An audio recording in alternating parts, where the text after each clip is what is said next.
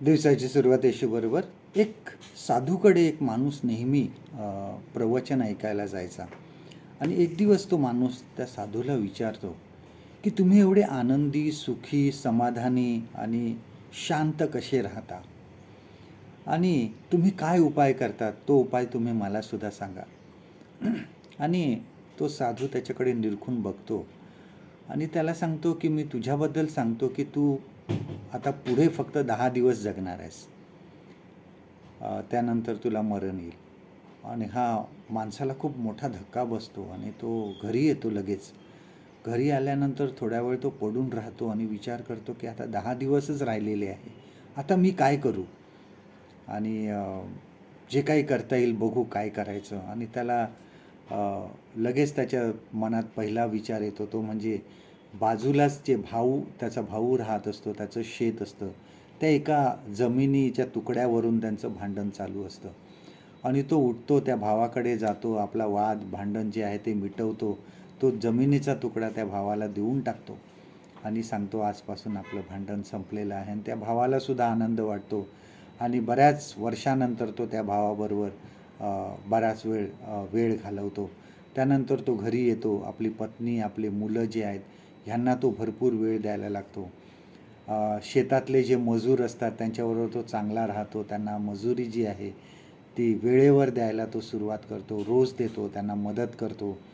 गावातील इतर ठिकाणी तो जातो, म्हणजे दवाखाना आहे किंवा इतर ठिकाणी लोकांची विचारपूस करतो.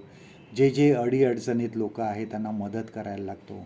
आणि ह्या 10 दिवसामध्ये हे बरेच कामं तो करायला लागतो. आणि शेवटी 10वा दिवस येतो आणि त्या रात्री तो झोपतो आणि मग विचार करतो की आता उद्या मी मरणार आहे, उद्या मी जिवंत राहणार नाही, ही रात्र जी आहे ही माझी शेवटची रात्र आहे.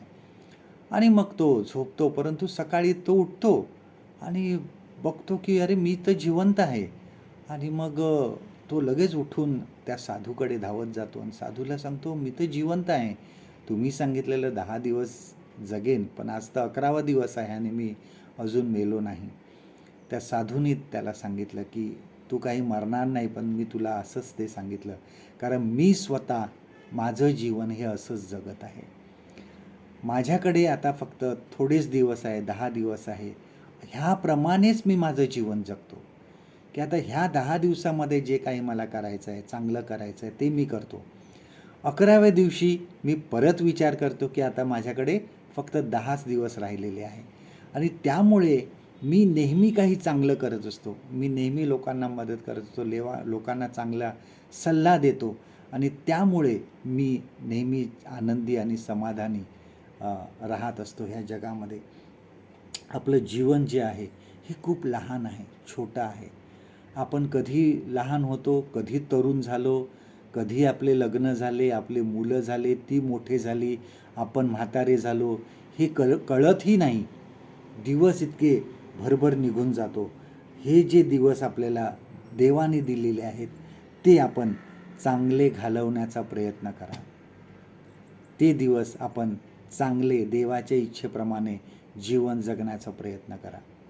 आजचं देवाचं वचन आपल्यासाठी हे आहे, स्तोत्रसंहिता 90 आणि 12वं वचन, Psalm 90 and verse 12. ह्याकरिता आम्हास आपले दिवस असे गणण्यास शिकीव की आम्हाला सुबुद्ध हृदय प्राप्त होईल. परमेश्वर करो आजचा दिवस तुमचा आशीर्वादित करो.